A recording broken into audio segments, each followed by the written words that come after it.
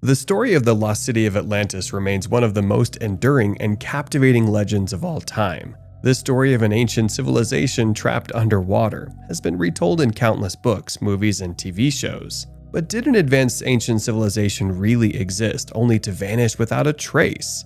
Despite the enduring popularity of this myth, there has been little concrete evidence to support the existence of Atlantis. However, British author and researcher Graham Hancock believes he's found the truth. Graham claims to have discovered convincing evidence that Atlantis was real and was destroyed 11,000 years ago. As things stand, Graham's radical theory may rewrite history as we know it. So join us as we explore the story of Atlantis, Hancock's discovery, and dive into the deep past, uncovering revelations that will transform how we see our origins. And let's start from where most people believe Atlantis began, with a Greek philosopher named Plato. Plato was one of the most famous ancient Greek philosophers, and a student of both Socrates and Aristotle. He was a child of Athens' golden age, born to wealth and privilege in 428 BC. After training under these brilliant teachers and philosophers, Plato himself would go on to become one of the most celebrated philosophers in mankind's history. Plato's dialogues often explored politics, love, justice, truth, and the human condition, with dazzling depth and insight. But despite all his work on these topics, none of them appear to be as popular as his description of a particular mythical island, the lost city of Atlantis. This lost city was described by Plato in his works Timaeus and Critias. And according to the Greek philosopher, Atlantis was a legend like no other, a dazzling utopia that conquered the seas and shaped the hopes and fears of future generations.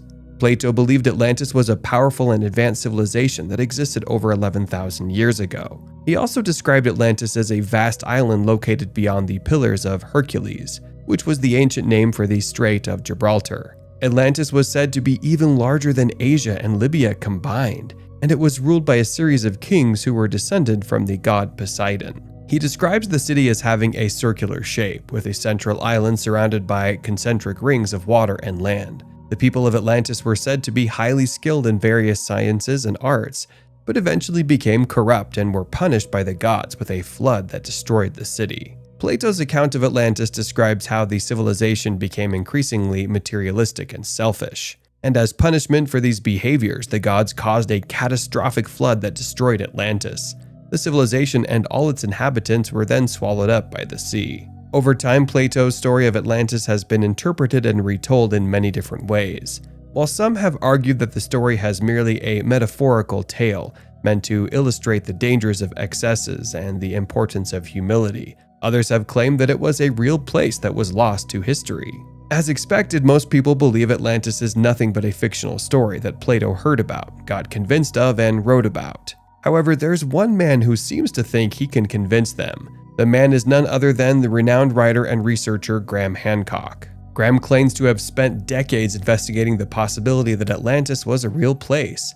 And in his book, Fingerprints of the Gods, Graham presents a wealth of evidence to support his theory that Atlantis was not just a myth, but a lost civilization that once existed on Earth. Hancock's evidence includes historical data that he believes point to the existence of a highly advanced civilization that was destroyed in a global catastrophe. One of the key pieces of evidence that Hancock presents is the Piri-Reis map, a 16th century map that shows the coastlines of South America and Africa in remarkable detail, as well as the outline of a continent in the middle of the Atlantic Ocean that is strikingly similar to Plato's description of Atlantis.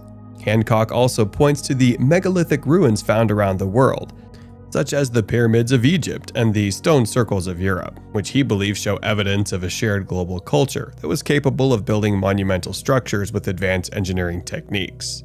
He argues that these structures were built by a civilization that was destroyed in a cataclysmic event, possibly a global flood, which wiped out most of their knowledge and technology. What sets Hancock's interpretation apart from previous attempts at proving the existence of Atlantis is his emphasis on the role of ancient myths and legends in preserving the memory of the lost civilization. He argues that myths and legends from around the world, such as the flood myths found in many cultures, contain elements that are consistent with Plato's account of Atlantis.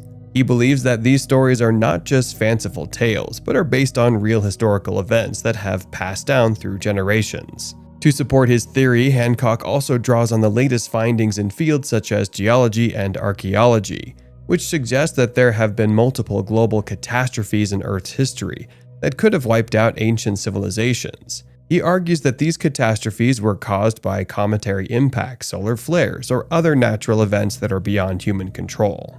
In another book, America Before: The Key to Earth's Lost Civilization, Hancock also presents a compelling argument for the existence of Atlantis. He argues that Plato's account was based on real events and that the city was located in what is now the Caribbean. Hancock's evidence also includes the discovery of a massive underwater structure off the coast of Cuba, which he believes was built by a technologically advanced civilization that was destroyed by a comet impact around 12,000 years ago. Here, Hancock argues that the structure off the coast of Cuba, which he calls the Sunken City, was part of a larger network of structures that spanned the entire Caribbean region. He also points to similarities between the architecture of the Sunken City and other ancient structures in the Americas, such as the pyramids of Mexico and Central America. One of the most compelling explanations for the destruction of Atlantis is the comet hypothesis, which suggests that a giant comet crashing into Earth caused the catastrophic floods that wiped out the ancient civilization. This comet hypothesis fits with Hancock's evidence because it suggests that a single catastrophic event could have wiped out Atlantis and led to the loss of much of their knowledge and technology. The theory also helps to explain the many global myths and legends that describe a great flood or deluge, which could have been caused by the impact of a giant comet. One of the key pieces of evidence for the comet hypothesis is the discovery of a layer of sediment that dates back to the time of the alleged flood and contains a high concentration of platinum and other elements that are typically found in comets. This layer has been found in multiple locations around the world, including North America, Europe, and Greenland, suggesting that a global catastrophe occurred around the same time. In addition to the sediment layer, researchers have also found evidence of impact craters that could have been caused by the comet, as well as evidence of massive flooding and climate change that occurred around the same time. If a giant comet did crash into Earth and cause a global catastrophe, it would have had a profound impact on human history and could help to explain many of the enigmas of the ancient world. Graham Hancock's discovery of evidence supporting the possibility of Atlantis has significant implications for our understanding of ancient civilizations and their place in human history. His discovery highlights the importance of preserving our knowledge and technology, because if a global catastrophe really wiped out an advanced civilization such as Atlantis before, then what are the chances that it would not happen again? Additionally, when we look back at throughout history, you realize that natural disasters such as floods, earthquakes, and volcanic eruptions have played a significant role in shaping the course of human history, from the destruction of Pompeii to the eruption of Mount St. Helens. By studying the impact of natural disasters on ancient civilizations such as Atlantis, we could gain valuable insights into how these events can shape the course of human history, and how we can better prepare for the future. If Atlantis were a real place, then it would challenge our current understanding of the history of human civilization and force us to reconsider what many once thought a myth.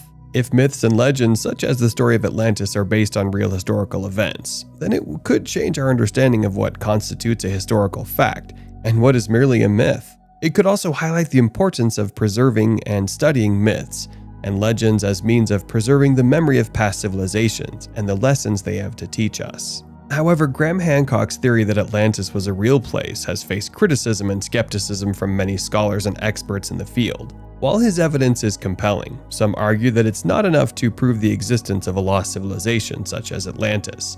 Others have criticized his methodology and accused him of cherry-picking data to support his theory. One of the main criticisms is that his theories rely too heavily on speculation and interpretation rather than hard evidence. While some of the pieces of evidence he presents are intriguing, such as the Piri-Reis map, others are more shaky, such as his interpretation of ancient myths and legends as historical accounts. Skeptics argue that this type of evidence is too subjective and can be easily misinterpreted. Another criticism is that his theories are just not consistent with what we know about the history of human civilization.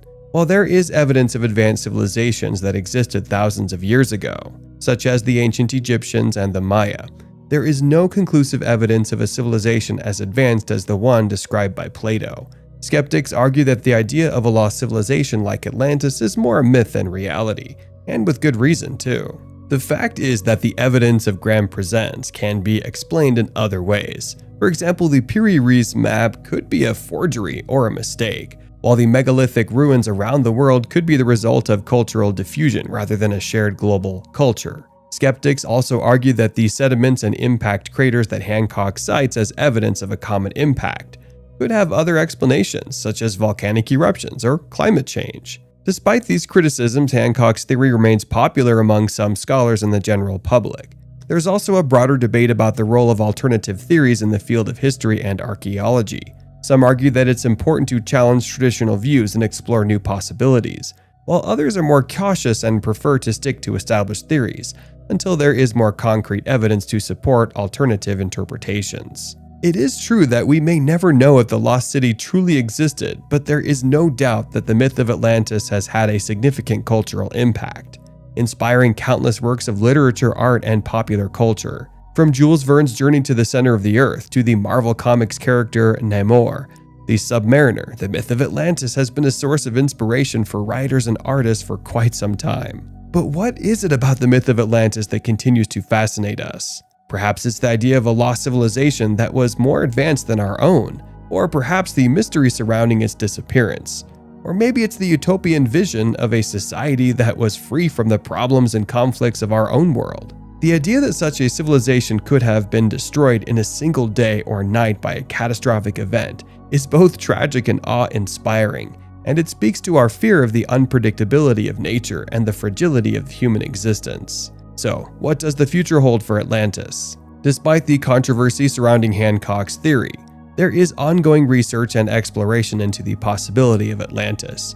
New technologies and methods are being developed to uncover the truth about this ancient civilization, and there's a growing interest in the field of alternative archaeology and history. While the search for Atlantis has been ongoing for centuries, new technologies and methods are now being employed to investigate the possibility of a lost civilization more thoroughly than ever before. One area of research that has seen significant advances in recent years is underwater archaeology. With the development of advanced sonar and underwater mapping technology, researchers can now explore the ocean floor with greater precision and detail. This has led to renewed interest in the possibility that Atlantis could be located beneath the waves, as described by Plato. However, the vastness of the ocean and the difficulty of exploring its depths means that this search is still in its early stages. Another area of research that is gaining momentum is genetic analysis. By analyzing the DNA of ancient populations, researchers can gain insights into the origins and movements of ancient civilizations, including the possibility of a lost civilization like Atlantis.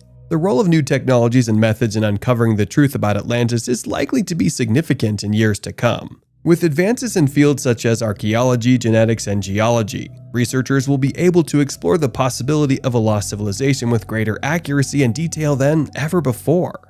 But it is important to understand that the search for Atlantis may never yield conclusive evidence. Whether or not Atlantis was a real place, Hancock's work has raised important questions that we can't help but hope science gives us answers to, and soon. But what do you think? Do you agree with Graham or his critics? Share your thoughts below.